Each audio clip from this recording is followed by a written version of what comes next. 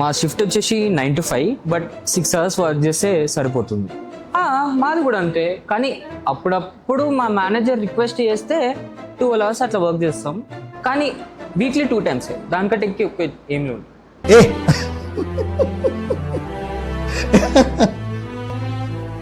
Every month salary పడంగానే ఒక 1.5 దాకా ఇన్వెస్ట్ చేస్తాం మేము. శాలరీ వస్తుంది, నీట్గా ఈఎంఐలు కట్టుకుంటున్నా. సో బ్యాంక్లో బాగానే ఉన్నాయి అనుకుంటా, సేవింగ్స్ ఉన్నాయి అనుకుంటా.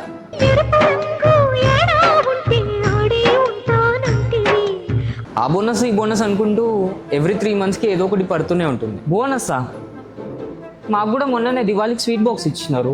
ఆతృతగా ఉంది, సంతోషంగా ఉంది. ఇంకో 2 years ఇలానే పనిచేసి స్విచ్ అయిపోతే 100% శాలరీ హైకా. 4 yearsకి వెళ్ళి ఇదే శాలరీ ఉంది భయ్యో నాకు.